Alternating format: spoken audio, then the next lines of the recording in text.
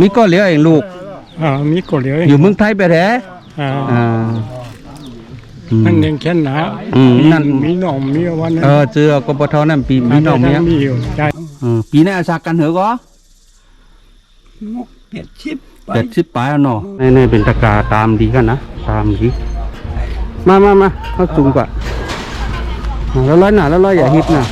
ไหนฉันร้องที่ขนมเอาซื่อๆเลยอ่ะเอาเฉยๆไรหรอมาเทียบมาปอทอยหลุมเงินขึ้นหรอปอทอยเจ็ดลีจ้ะมีหาปลาเพราะเบ็ดนะครับ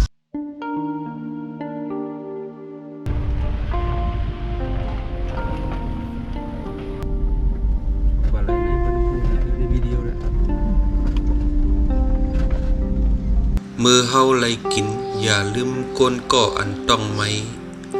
มือเฮาไลเสื้อสับอย่าลืมก่อตกกินมือเฮาคุกเสือไลก้นอยู่ไกล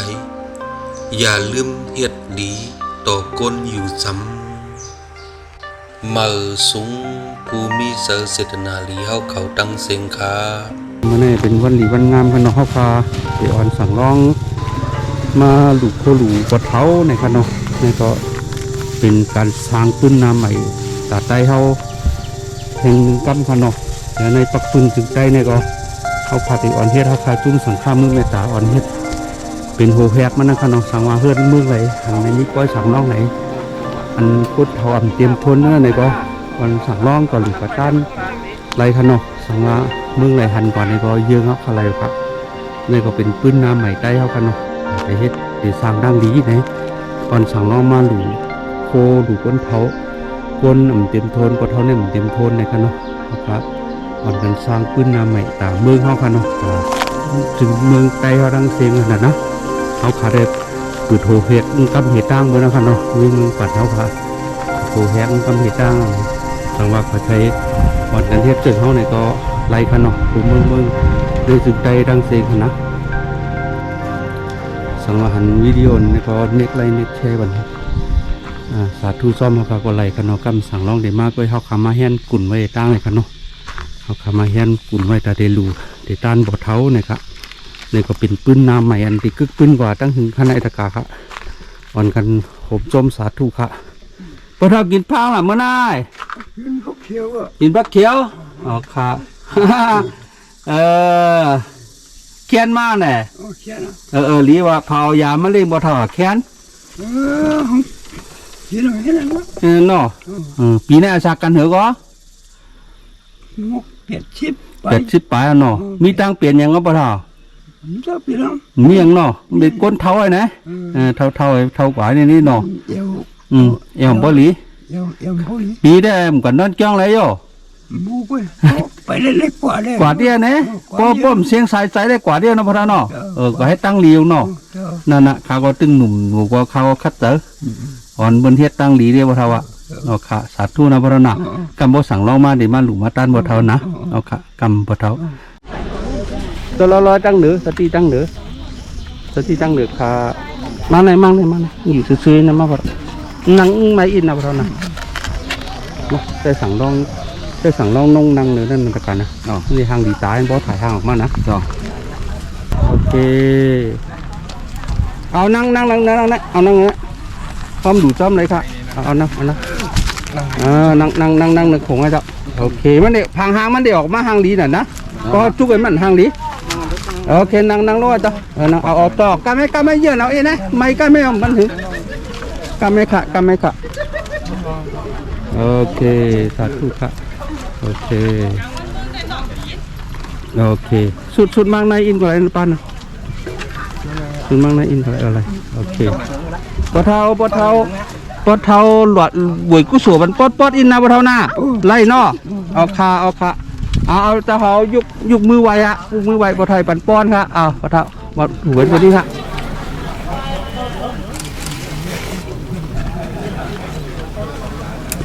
นี่ก็เป็นการสร้างปืนน้ำใหม่เขาก็แต่วิ่งมึงปั่นข้างนอกนี่ก็อ่อนเฮ็ดก็เขาก็อ่อนเฮ็ดขนาดนะโอเคเหมือนนั่งมากันต่อก้นเท่าก้นเก๋ป้าก็ไรหน่อยันก้นเท่าก้นเต๋ก็เป็นก้นมีศีลมีถ้ำนำให้เขาข้างนอกเขาใหญ่มาให้ตั้งเขานี่ก็สร้างมาวิ่งมึงปั่นเนาะเจอ ปล่อยปอกออก ค่ะสาธุเจ้าสาธุสาธุสาธุค่ะออกค่ะเรียบร้อยค่ะออกค่ะยองอันไหนยิบอันไหนก็อีนี่แท้ยิบในยิบกาวเจ้ายิบกาวปะเทายิบกาวออกค่ะออกค่ะเอาแล้วค่ะแล้วเอาขึ้นข้อขวาขอแท็กซี่ค่ะตักถุงเห็นแล้วครับตอนนี้ตะขานมาก็มาตอนนั้นนั่นหนังไม่หวังโอเคเนี่ยให้ไปครับมาเอามาให้บ่เท่าบนหลู่บ่เท่าออกข้าวไปก่อนก็แล้วข้าวไปก่อนเอามาหลู่บ่เท่าน้ำจือมาย้อนบ่เท่าไว้หน้าโอเคเจ๊น่ะพวกขุนเฮาเจ๊เหรอขุนเฮาเจ๊เหรอโอเคงั้นบ่เท่าหวยกุโสปันอินปันป้อนค่ะเอาเสียงหลังๆอินค่ะชูเมียลุงลานสาธุสาธุค่ะออกค่ะสาธุค่ะ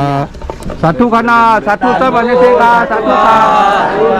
ออกค่ะตั้งกุโกกุนชา ออกค่ะยังช่วยบ่เท่าไม่เท่าอยู่ลิกินหวานน่ะให้เจ้าหาเจ้าแค้นเป็นทางก็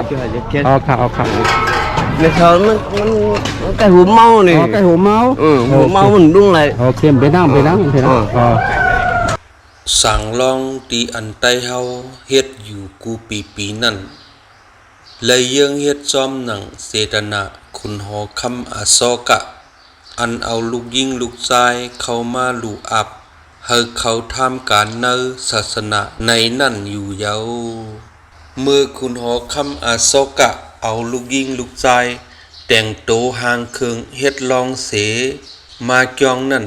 มันเสาเฮอลูกอันเฮ็ดเป็นสั่งลองนั่นเอาอุกษาโคของเงินคำตั้งกินเยี่ยมกูเซออาบหลูแมงยืนเลี้ยงหลูสากะแจกปันก้นผานก้นโตกินอำเตรียมทนเขาเซอนั้นโตดังเมืองปาตาลิปุตนั่นเยาปอยสั่งลองเป็นปอยสากะเลี้ยงหลูแลเอาลูกหักเสาเก่าอับหลูแมงปันเนศาสนาเอาเขาทำการเนศาสนาเปิดะเฮอเป็นการสืบสายเสอศาสนาในอยู่เยาเปิดะเฮอเป็นซ่อมหนังคุณหอคำอาซอกะอ่อนเฮ็ดมานั้นปี2022ในปอยสั่งลองเวงมึงปั่นเป็นตีอ่อนตั้งสุดเปิ้นขายเยาตีเฮ็ดลายเหมือเฮอเหมือนหนังตีคุณหอคำอาซอกะอ่อนเฮ็ดมาสั่งลองเวงมึงปั่นปีในนอกเสไลสากะปีน้องผู้มาปล่อยเย้ายังไลเอาโคของตั้งกินตั้งเยี่ยมเครื่องเจ้าโคสวยกูลองสากะแมงยืนปันก้นอำเตรียมทนอันไหนไลว่าเป็นการแต้มปืนเหมืออันไปยามมีมาในขายเย้าสั่งลองปีในไลกุโสนำเตคาซ้ำปอเกิดเป็นปีติน้ำตาไหลเตเป็นพรลีกึกโตเสอเข้ากว่าโตโซลูกปานหลานปุ่นอยู่เยาขอบเสอถึงปอแม่สั่งลองตีเข้าเสอแลเอาเสอเสปึดตางปันสั่งลองไหลเฮ็ดสร้างปาระมีขอบเสอถึงผู้ปันแห้งเฮาคาจุ่มสังฆะมือแม่ตะสึงไตและผู้ถ่อมต้วยเฮาเขาตั้งเสงกู้โสมีเยอะตีไหนให้ไล่เพ่งเป้งกันเสกำลอยตาสาธุเมื่อสุงคามีแล้วบ่ได้เอาดิคันเอาดูบ่กูสูบเรากันซะมาละสปิติยอครับจะได้พ่อบันบ่เท่าขึ้นง่อยเอาห้าไปเจ้าลงชุดมั่งเลยชุดนะเอาลงนังเองเนาะไอ้น่ะของจุ้ยน่ะของเนาะของพอน้องจุกดิของบ่เท่าหลูขึ้นอ่ะนะโอ้เฮียงแล้วน่ะโอ้บ่เท่านี่เด็ดดีดีฮะเนาะบ่เท่านี่กูสูงเยอะแค่นั้นโอ้คนกับสินนั่งจ้อมหนูน้าน่ะไปเราได้ทีบ่เท่ามันนั่งไว้ก็ได้บ่เท่ามาได้ไว้มันนั่งไหนก็ได้บ่เท่านั่งบ่เท่านั่งไหนไว้ก็ไรก็หนอหางจานน่ะหนอบ่เท่านั่งเรียบไว้เอาฮ้อบัดแล้วสัพพิติโยวิวัสสันโตสัพพยโกวินาศสันโตมาเกปะอุนตุนตาไว้ก็แล้วกายุปปวาภิวัฒนาเสสาเนสามุสัมปสัยโนสัตตโรธรรมวุสันติอายุวันโนสุขัมบาลังสาธุค่ะสาธุกาบันบ่เท่าตัวอินค่ะกาบันบ่เท่าตัวอินค่ะ บุตรตัวน่ะยองบ่เป็นบ่เท่าอ่ะ ก็มาหน่อยมั้ง ตีย่อยพอเท่านั้น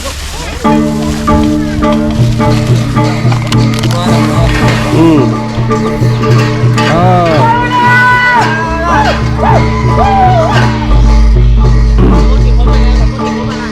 แต่การนี้การตอนเขาขึ้นเลยกันนะ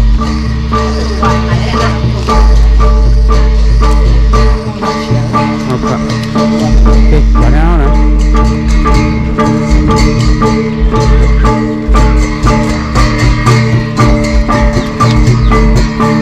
มดเอาไว้เลยเนาะใส่ก้นมดผายน่ะจมในตะการน่ะที่มาส่งเขาน่ะบอกคือว่าคือการลอยค่ะอ๋อค่ะจมในบนเท้าน่ะให้ก้นเมื่อค่ะเอาค่ะตัวบันเงินบนเท้าอินในทั้งคู่น่ะ